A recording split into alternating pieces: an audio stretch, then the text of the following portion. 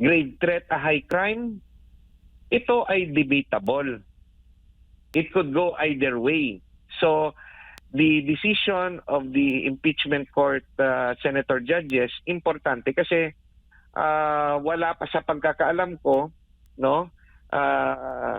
Hindi pa ito na didesisyonan ng Korte Suprema dahil this is an impeachment court jurisdiction matter. So, depende na sa mga judges if they will consider grave threat, no? Na high crime. Yung what about yung sa betrayal of public trust, which is equated kung sa criminal case yung parang inciting to sedition. Depende sa appreciation nila. Let's say inciting to sedition can be considered betrayal of public trust, pero kung nakita naman ng mga senator judges na yung elemento hindi naman to inciting to sedition and this is to their mind another matter which is not inciting to sedition, but let's say they will say, okay, this is grave threat but hindi to inciting to sedition. So, hindi rin siya papasok sa impeachment conviction bilang high crime. So, yun nga yung sinasabi natin, yung ebidensya pwedeng makapasok, pero yung interpretasyon ng judges ay hindi ito sapat para i-convict ang nasasakdal. Nasa linya po ng ating komunikasyon si Attorney J.D. Hinlo, Deputy Secretary General for Visayas ng PDP Laban. Attorney, good morning po. May aga, Jade at Admar po ang inyong mga kasama. Maraming salamat po sa inyong oras. Mayong aga, good morning sa SMNI at sa inyo Jade and Admar. Opo. So far, Attorney, sa 3 araw po na impeachment trial kay Vice President Sara Duterte, ano ho yung obserbasyon po ninyo? Masasabi po ba nating may lamang na dito sa prosecution o sa depensa? Wala pa pong laman either from the prosecution or for the defense.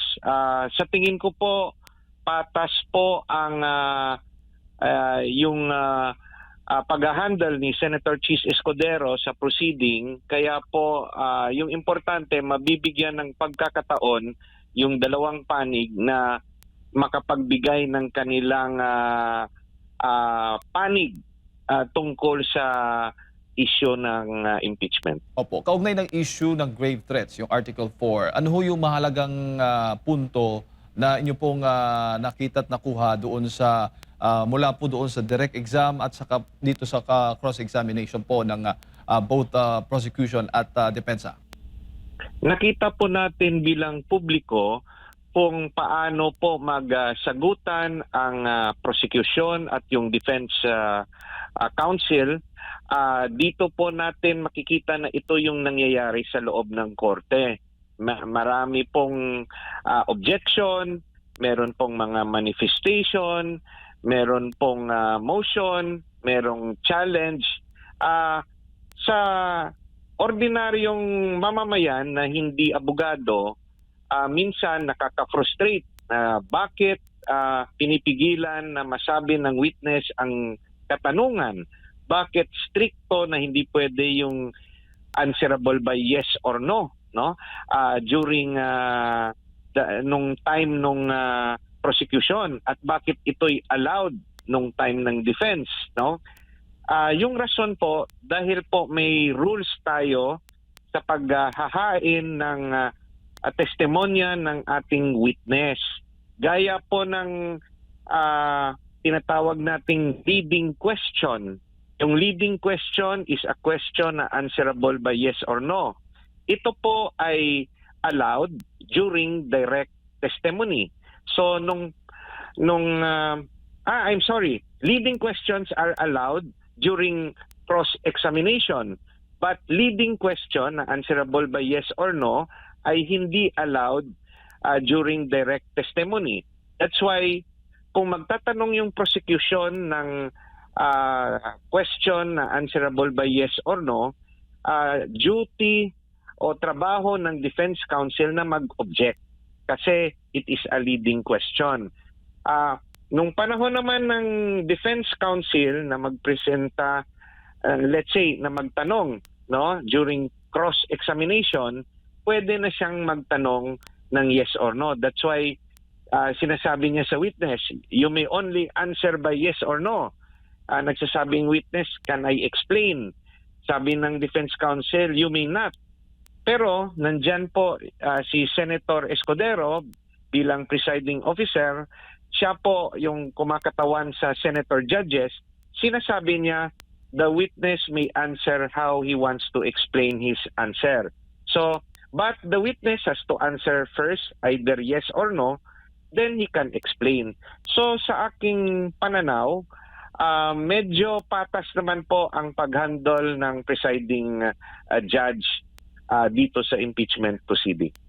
Doon po sa testigo na si NBI agent John Mark Calilong, attorney, ano ho bang masasabi po ninyo? Siya ho ba ay napatunayan ho ba niya yung issue po ng grave threats doon kay Vice President Sara Duterte? Yung mga napatunayan sa kanyang testimonya ay una, inamin niya na hindi siya expert witness. So, siya mismo nagsabi nung tinanong siya, expert witness ba kayo? Sabi niya, hindi. Ano ba ibig sabihin ng expert witness? Ang expert witness ay properly trained sa kanyang profesyon, specialized yung kanyang training, at matagal na siya sa kanyang ginagawa, na considered siya sa publiko na eksperto sa kanyang field. So, nung tinanong siya if he is an expert witness, sabi niya hindi. Sabi niya lang, he is a competent witness. When you say competent witness, pwede siyang mag-testigo at alam niya rin yung sinasabi niya. So, what is the difference? Yung expert witness, yung kanyang opinion ay merong weight. Merong, ito'y dapat i-consider.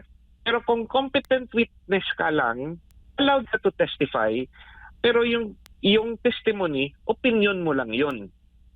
Hindi ibig sabihin na pag nagtestigo ka sa point of view mo, ay dapat paniwalaan ng mga judges.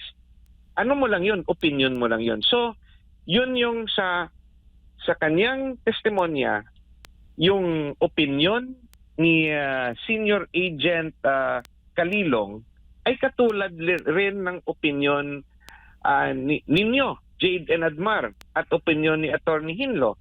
At kung ano man ang nakalagay sa individual na utak ng mga judges, sariling opinion rin nila yon. So, although allowed si Senior Agent Calilong mag-testify dahil hindi siya expert witness, sinasabi niya lang na yung videotape na kanyang pinanood ay totoo, ibig sabihin yung interpretasyon niya, sariling opinion niya lang yon. Opo. Doon sa baga attorney, kasi question din doon sa naging cross-examination na laman din, napatunayan din na wala siyang personal knowledge doon sa kung nag-hire ba ng umanay assassin itong si Vice President Sara Duterte? Yung kanyang testimonya ay base sa kasi siya yung lead investigator at siya yung yung kanyang lagda ay kasama sa nag-file ng reklamo sa Department of Justice, I think sa grave threat and citing to sedition, kung tama yung aking pagkakaalala. Ay criminal case has been filed sa Vice Presidente.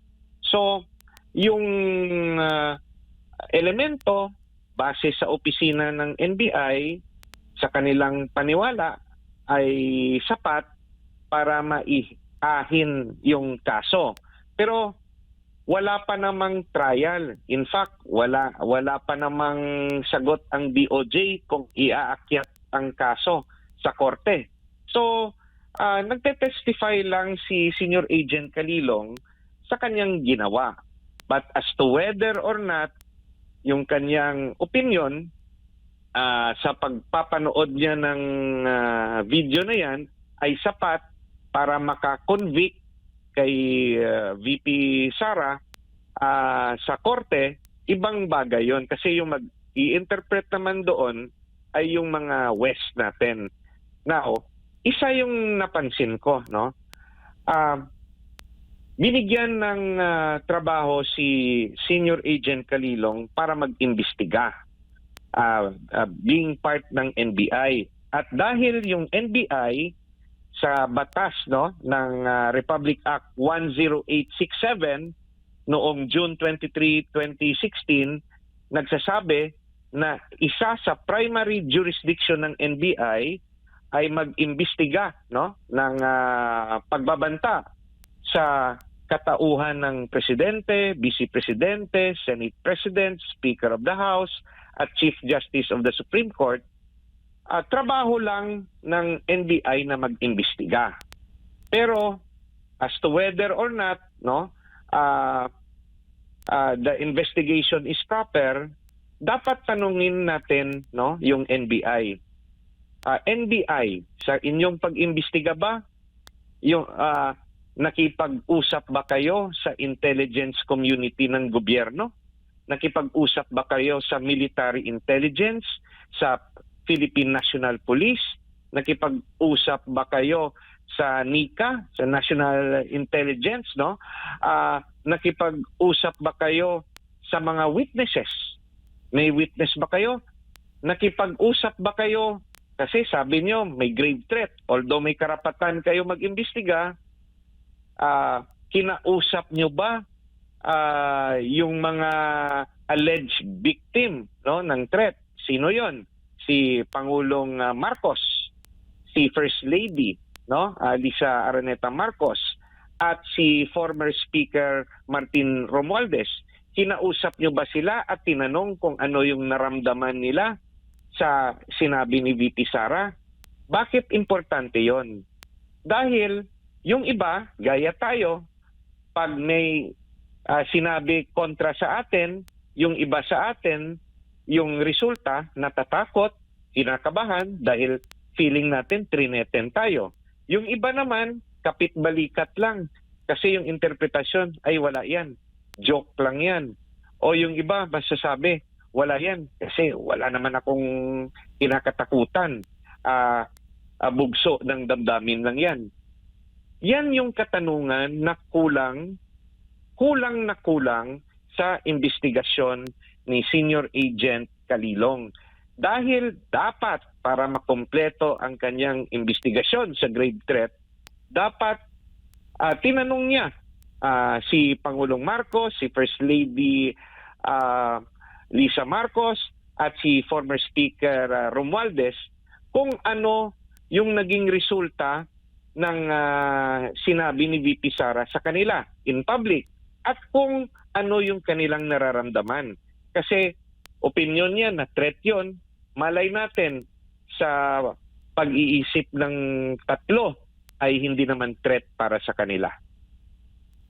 Opo. Pero tama ho ba na yung NBI ang maghain ng reklamo sa halip na yung mga offended party, yung mga subject, PBBM, FELIZA, House Speaker, sa issue po ng grave threat? Sa grave threat sa batas ng Pilipinas, allowed po yung authorities or even the witness, no, sa pagsabi to file a case.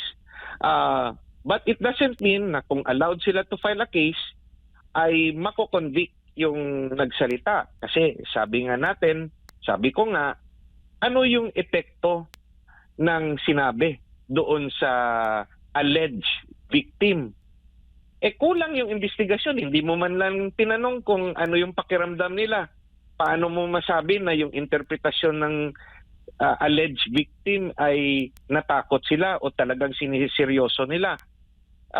Gaya sa atin, pag sinabi sa iyo na papatayin ka, titignan natin yung konteksto, titignan yung nararamdaman mo. Kahit sabihin ng ibang tao na talagang grave threat yon, pero sa loob-loob mo, kapit-balikat ka lang at sinabi mo sa sarili mo, ano lang yan, bugso ng damdamin, nagjo-joke lang yan, ayokong mag-file ng kaso. Hindi man lang tinanong ni Senior Agent Calilong yung presidente, si former speaker at si first lady kung gusto nila mag-file ng kaso o hindi. So sa aking palagay, no, naging kompleto sana ang investigasyon niya kung ginawa yon ni Senior Agent Calilo. Hindi ho ba sapat, attorney, yung ipinakitang video ni PBBM at ni House Speaker, reaction po nila doon sa pagbabanta umano ni Vice President Sara Duterte? Yun nga yung sinasabi ko. Kung talagang totoo na merong threat, kung totoo na it will cost yung inciting to rebellion, which will be considered as betrayal of public trust during this impeachment proceeding, dapat kinumpleto ng NBI yung kanilang investigasyon at tinanong mismo yung mga alleged na biktima. Bakit hindi nila kinausap kung anong nararamdaman ng presidente? Bakit walang affidavit na inattach? Although allowed sila mag-investigate, although allowed sila mag-file ng complaint, pero hindi kompleto yung datos. So dahil doon, you must remember, kung criminal case nasaan pinagbabasehan nila ngayon yung elemento para sa impeachment case, no? Although it will require a different evidence, but the mere fact, sabi nila, grave threat was committed, let's say inciting to sedition was committed, dapat yung kung criminal case, yung quantum of evidence is beyond reasonable doubt. Dapat sigurado. Dapat kinumpleto yung investigasyon. Pero itong witness, ito yung posisyon ng NBI senior agent. Hindi pa natin alam yung mga susunod na witness kung konektado sa ginawang investigasyon at paghahain ng kaso ng NBI sa DOJ. So, yung tanong natin ay nakabase lang sa testimonya ni Senior Agent Calilo. Baga, sa madaling salita, attorney, nabutasan sila dito. Yung baga, malaking butas sa chain of evidence ng prosekusyon. Sa aking palagay, mas lumakas sana yung testimonya ni Senior Agent Calilong kung kinompleto niya ang kanyang investigasyon at hindi lang mag-depend sa nakita niya sa video. Kasi paano mo masasabi na yung epekto nito inciting to sedition, meron bang testimonya from the intelligence offices na meron talagang threat, o nagbase ka lang sa video at sa social media? So dapat kinumpleto mo at yung alleged victims dapat kinausap mo kung ano yung kanilang nararamdaman para, sabi mo nga, hindi mahanapan ng butas.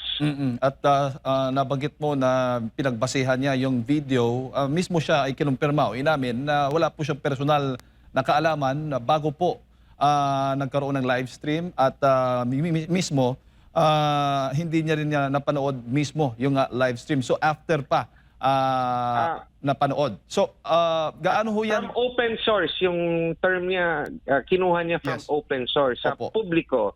Pero inamin niya rin na sa katanungan ni Senador Robin Hood Padilla na hindi yan yung from the original source. Yung talagang kumuha yung sa kanyang camera, na imbestigahan ba niya kung sino yon? Nag-attempt ba sila mag-imbestiga? Sino yung kumukuha ng video sa camera ni VP, or sino yung unang nag-upload? O yun yung mga bagay na sana nakompleto ng kanyang investigasyon. Opo. Pero so pagtatanong nga ni Attorney Narvasa ng House ng Defense Council ni VP Sara Duterte, sa tingin po ninyo, doon sa pag-amin niyang wala siyang personal knowledge, malaking epekto rin ho yan o baga malaking butas din para sa parte ng prosekusyon na ang isang lead investigator ay umamin na wala pong personal knowledge? Siyempre, makaka-apekto rin yan. Although, yung sabi nga natin, it was allegedly a press con, yung punto is, at pinag-usapan na rin yung sa panahon ngayon yung AI, artificial intelligence, parang totoong totoo. Na sisigurado ba na yung actual source ng video na yan, yung kaumpisahan, walang na-splice, walang pineke sa video na prinisinta sa korte, no? Kasi yung importante yung video na prinisinta sa korte. At sa particular na witness na ito, hindi rin prinisinta yung 2 hours video, no? Pinakita lang sa atin yung mga parte-parte. So, yung mga senador, kung matatrap sila kung ano lang yung pinakita sa kanila. Kasi yung personal nila na knowledge na kailangan ba nilang panoorin yung 2 hours, baka pwede nilang ginawa in private, pero dahil nga ito isang trial, matatrap sila kung ano lang yung prinisinta ng prosecution at yung prinisinta ng defense. But it is also within the right of the judge ng buong impeachment court to require everybody to watch the 2 hours video, the 2 hours press con, para maintindihan nila. So both the prosecution and defense did not show everything. So hindi natin alam kung anong epekto nito sa mga isip ng ating mga senator judges. Kung hindi po original copy o raw file ng video o maging yung kung photocopy, malaking issue ho ba yan dito sa impeachment trial, attorney? You have to prove na authentic copy yung pinipresenta. So trabaho rin ng depensa na kung ano yung gagawin nila sa mga ebidensya na inihain ng prosecution. Kasi pagkatapos ng mga testimonya, may tinatawag tayong formal offer of evidence, no? So doon 'yon, formally offer sila, no? Either verbally or sa tingin ko i-require in writing. Then may pagkakataon rin, bibigyan ng pagkakataon yung defense to comment, no, sa formal offer ng prosecution, whether they will admit or object to the admissibility of the pieces of evidence submitted. For example, itong issue ng photocopy, although nag-object na verbally, but when it is formally offered, pwede ulit i-objectan ng defense yung photocopy. Generally, photocopy is considered a duplicate of the original, no? However, there are 2 exceptions if yung authenticity nito is challenged, at yung pangalawa, it will greatly prejudice, no, the other party. So depende na yan sa depensa, sa when the prosecution presents a formal offer, how they will question why are they objecting. Or there are instances na yung defense will just allow it. Kasi hindi naman dapat nakabase lang sa technicality, kundi kung alam naman natin na totoo yung video na yan, what's the use? Yung away, hindi sa whether i-admit or not yung video, yung away, whether or not yung content nito constitutes high crime to justify impeachment. Yung tanong, is grave threat a high crime? Ito ay debatable. It could go either way. So, the decision of the impeachment court senator judges, importante kasi wala pa sa pagkakaalam ko, no? Hindi pa ito na didesisyonan ng Korte Suprema dahil this is an impeachment court jurisdiction matter. So,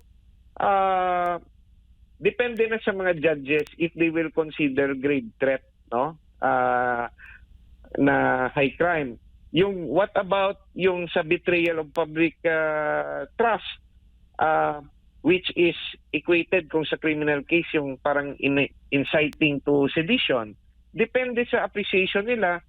Let's say inciting to sedition can be considered betrayal of public trust, pero kung nakita naman ng mga senator judges na yung elemento hindi naman to inciting to sedition and this is to their mind another matter which is not inciting to sedition, but let's say they will say, okay, this is grave threat but hindi to inciting to sedition.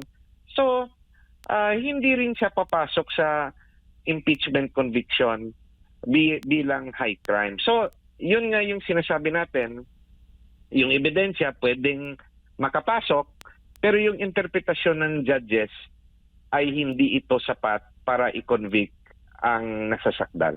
Opo, bago ko ipasok kay partner Admar, attorney, yung issue po ng, kasi inamin po mismo ni NBA agent Calilong na batay doon sa kanilang affidavit, condition of threat ang tawag umano doon sa umano'y banta, pagbabanta ni VP Sara laban po doon sa mga offended party. Kapag sinabi ho bang condition of threat, ibig sabihin, absuelto na si VP Sara doon sa inaakusa pong grave threat laban po sa kanya? Yung sinasabi ko nga, no, even if it is grave threat na hindi conditional, sapat ba yon na i-consider as a high crime? Bale, wala pa pong basehan, walang Supreme Court decision, walang impeachment court decision on the matter. So, yung kasagutan dyan, nakadepende sa interpretasyon ng senator judge. Whether it will go either way. Yung iba, sasabihin nila high crime, yung iba hindi. Nasa gitna tayo ngayon dahil wala tayong basehan. Hindi klaro ang batas whether i-consider high crime yung tinatawag na grave threat. Now, regarding sa testimony, better to review it kasi pa may nakita ako nakita akong video nung testimonya kahapon, may isang portion na sinabi ng senior agent Calilong na conditional, may isang portion rin na parang sabi niya absolute. So hanapin natin yung portion na yon. So but yung sinasabi ko, whether it is sa interpretasyon niya, whether it's conditional or absolute, yung katanungan whether it is a high crime or not will now depend on the interpretation of each senator judges. Attorney Maing Aga, si Admar po ito. Naging nakatulong ba sa panig din ng depensa doon sa ikalawang araw ng impeachment trial, yung pagsasalita ni Senator Judge Risa Hontiveros, kung saan sinabi niya rito na walang proof, walang proof sa mga statements na ang Vice President ay nagkontrata talaga ng assassin or nag-hire. At nagtanong pa siya kung ito ba ay impeachable acts. At tumugon naman dito ang prosecution at tila sinabi na hindi 100% na makapagpapatunay na talagang nagkapag-hire o nag-contract siya ng assassin, attorney. You must remember there's a difference between conspiracy to commit murder and grave threat. Magkaiba yung elemento. So, tama yung sinabi kong ano ko rin, no, na hinighlight sa mga news yung sa social media yung sinabi ni Senator Hontiveros at kahapon kasama yata sa closing remark ng defense, no. So, hindi naman nag-react si Senator Judge Risa. Tama lang 'yon. At this point in time, no, wala pa namang napapatunayan yung video kung may talagang kinausap si VP na gawin 'yon. Wala pang ebidensya na inihain ang prosecution, no. So antayin natin sa mga susunod na araw kung meron silang ebidensya tungkol dyan. Kasi nga, yung basihan sa first witness is only the video. It is premature for any of the party to say na may conclusion na sa first article of impeachment dahil hindi pa na bibigay yung buong ebidensya ng prosecution at hindi pa nakakasagot ang depensa. Opo.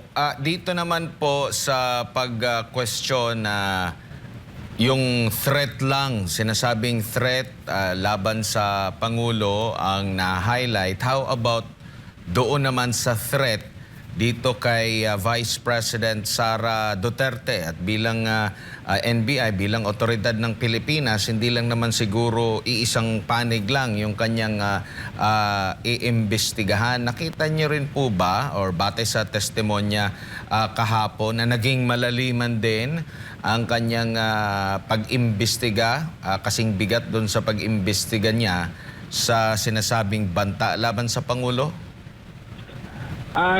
Sa nakita ko, no, based lang sa nangyari kahapon, hindi na nag-follow up ang Defense Counsel tungkol sa subject na yan. The Defense Counsel, no, si Attorney Carlo Narvasa, could have continued asking on that subject, but he refrained, no. Natanong niya lang one time, then nung sinagot na parang there was an attempt, parang hindi na natin alam kung ano yung katugunan ng panig ni Vice President. Hindi natin alam kung willing, no, mag-cooperate si Vice President na paimbestigahan yung threat laban sa kanya or not. Kasi depende rin yan sa kay Vice Presidente kung gusto niyang i-handle ng NBI or may different manner of approach regarding the threat against her. So, yun yung narinig natin na parang may Romanov, no? Romanov na plano. So, it is my first time to hear about it. Yung iba rin sa atin, siguro, bago lang na narinig yan. Curious rin ako. At kung meron talagang ganong pagbabanta sa Vice Presidente, walang makakapigil sa authorities natin na talagang iimbestigahan yan sa ngayon.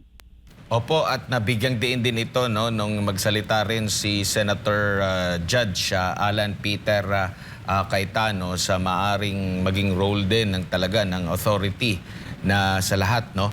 Pero dito po sa pag-question naman sa PSG attorney na hindi rin naging malaliman kung pwede namang i-contact yung PSG kung meron bang banta, existing threat laban sa Pangulo. Na question din ito kahapon. Ito rin ba ay mas lalong nagpapahina doon sa kanyang testimonya, sa kanyang sinasabing investigasyon dahil kulang-kulang, attorney? Yung sinabi ko kanina sa aking personal na palagay, kulang yung effort ni Senior Agent Calilong kasi dapat nakipag-coordinate siya sa military intelligence at tama kayo sa PSG, Philippine Security Group, sa PNP, sa NICA, sa lahat na ng sangay ng gobyerno. Kasi kung talagang sa kanyang view ay may pagbabanta sa Pangulo, dapat alamin kung totoo ito o hindi. At yung pinaka-basic, yung sinasabi ko, kinausap mo yung subject kung ano yung interpretasyon niya dito. Kasi baka mamaya wala naman itong threat, no? O yung sa palagay ni Pangulong Marcos, hindi ito totoong threat sa kanya. At personal opinion lang ito ni Senior Agent Calilong kasi hindi naman siya expert witness sa kanyang pag-aamin. Opo. At doon din sa closing remarks, no, na binigay sa depensa, nabanggit ni Attorney Vinluan, i-quote ko lang siya, sabi niya rito, "When VP Sara uttered those words, she was not responding as Sara Duterte, the Vice President. But Sara Duterte, the wife, mother, daughter, and sister who only sought to protect her own and her family members' lives. Maaari ba ito na yung konteksto sa panig po ng depensa, attorney? That is a manifestation, no, said by the Defense Council. So, antayin natin yung pagkakataon ng depensa pag sila naman yung may opportunity na i-introduce yung kanilang mga testigo at kanilang ebidensya to prove sa sinabi ni Attorney Binluan. So, you know, what the lawyer says will still be based on the evidence presented in court. But, of course, no, kung ano yung sasabihin ng abogado, it will be persuasive sa mga senator judges kasi yan yung kanilang napapakinggan at yan yung makaka-convince sa kanila. Both the persuasion of the lawyers and at the same time the exhibits and the testimony, no, the evidence presented to them in court. So, yun yung that's why trabaho talaga ng mga abogado to persuade the senator judges to side with their respective arguments. Opo, dagdag ko na lang din, no, para sa kapakanan ng ating mga kababayan, mabigyang diin. Maliban pa doon, sinabi rin ng depensa na si Vice President Sara Duterte din daw ay naging target ng mga unauthorized intelligence and surveillance operation ng mismong mga government operatives, quote-unquote, that exposed her family to high-level risks and security threats, thereby causing intense trauma and uncontrollable fear. Yung bahay daw niya sa Davao at dito sa Maynila ay pinrofile. This is proven by classified gazing reports. Her trusted security personnel tinanggal yung kanyang mga personahe. Her schedule of official functions was leaked by intelligence agents and her security was heavily compromised. Ito yung magandang maitanong dahil seryoso din itong mga banta na nakukuha ng pangalawang Pangulo at bakit tila hindi rin mabigat ang pag-iimbestiga dito, attorney? Yung obserbasyon natin lahat na yan yung nararamdaman ni Vice Presidente, yan yung masasagot, no, ng depensa pag it is their time to present their witnesses at yung kanilang mga exhibits, no. But if it is indeed true, talagang mahirap po ang sitwasyon ni Vice Presidente na siyang main opposition leader ng bansang Pilipinas dahil yung sa kabilang panig ay yung presidente. At yung presidente bilang head ng executive ay may control ng lahat ng security forces. So kahit totoo yan, kung nasa lugar tayo ni Vice Presidente, mag-iisip rin tayo, will we trust the security forces, the intelligence community, kung saan tayo magrereklamo sa banta sa buhay natin? Kasi hindi natin alam na yung kinakausap natin, hinihinga natin ng tulong, ay parte rin pala sa conspiracy laban sa kanya at laban sa kanyang pamilya. So, mahirap po na sitwasyon ang kinalalagyan ni Vice Presidente Duterte kung totoo yan at kung talagang yan ang kanyang nararamdaman. Opo, attorney, si Jade po ito. Inamin din ho ni NBI agent Kalilong na maaari po silang mag-imbestiga motu proprio o kahit wala pong reklamo, maaari po silang pwede po silang mag-imbestiga. At sinabi rin ho niya na independent sila pero nasa ilalim po sila ng Department of Justice. Sa tingin po ninyo, maaari ho ba itong gamiting ng depensa? Pabor ho ba ito sa depensa para palabasin na may halong politika ang NBI o talagang normal na proseso po ito ng ahensya? Kung yung sinasabi niyong motu proprio investigation ay doon sa video na kung saan nagsasalita si VP Sara against PBBM, sabi ko nga sa batas na naggawa sa NBI o yung parte ng NBI, yung Republic Act 10867 Section 5G, yung NBI may karapatan, no, to investigate any threats to the President, Vice President, Senate President, Speaker of the House, and the Chief Justice of the Supreme Court. So, they may do so. Kaya nga sila nag-imbestiga at naghain ng kaso sa DOJ laban kay Vice Presidente. But it does not mean na yung kanilang investigasyon ay magpapatotoo na talagang may enough evidence to convict the Vice President. So, it is a different issue, no? So they have the right to investigate and to file a case, but it will be the court, no, kung ito'y makakarating sa korte, yung magde-decide sa criminal case. Opo. Huli na lang, attorney, kung hindi ako nagkakamali, kabilang ho kayo sa mga petitioners nung kumu-question sa validity po ng pagkakatalaga kay presiding officer Chis Escudero. Umaasa ho ba kayo na ito'y papaboran ng Supreme Court habang o kahit nagpapatuloy o nag-umpisa na itong impeachment trial ng Vice Presidente? May inahain dati na kaso, no, nakasama ako kay Attorney Torion laban sa ginagawa ng House of Representatives, yung especially yung Justice Committee, no. Sa aking pagkakaalam regarding dito sa proceeding sa Senado, hindi na ako kasali dito, no. Wala akong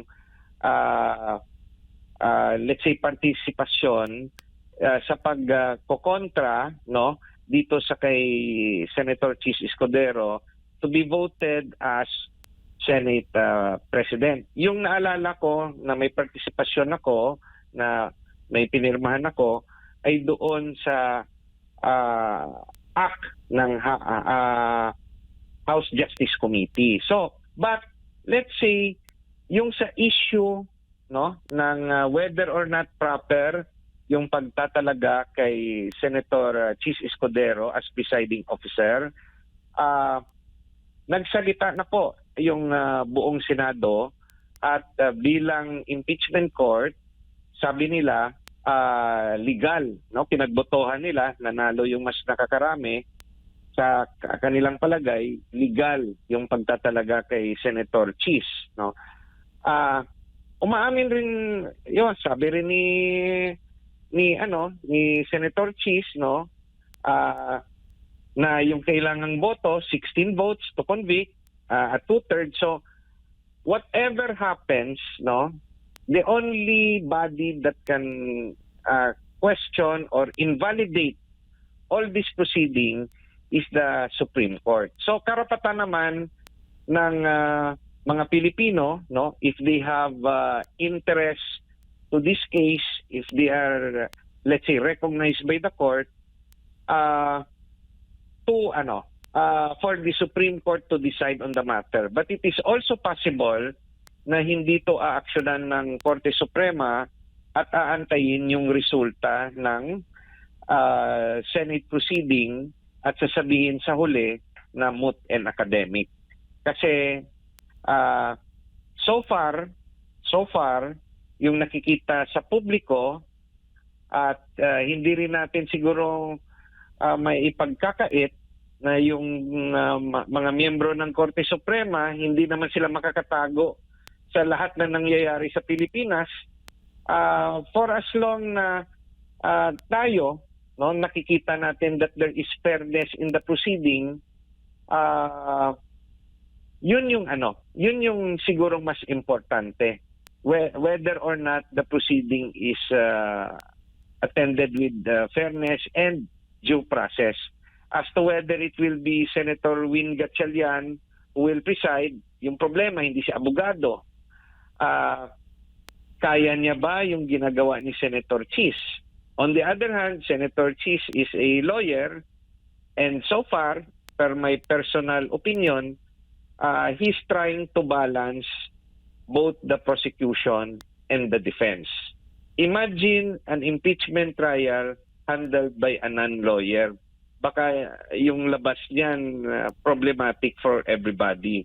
So sometimes the bigger context will have to be studied by the public, and wala tayong magagawa kung at any time sumali ang Korte Suprema at magdesisyon on the challenge, or hahayaan ito ng Korte Suprema na matapos, saka lang siya magdidesisyon at sasabihin ng Korte Suprema moot and academic. Alright. Attorney, maraming salamat po sa inyong oras. Good morning po sa inyo. Mayong agaliwat, aking pagbati sa SMNI at sa buong Pilipinas, kaibigan nyo, Attorney J.V. Hinlo. Ayan po mga kababayan, si Attorney J.V. Hinlo, Deputy Secretary General for Visayas ng PDP Laban.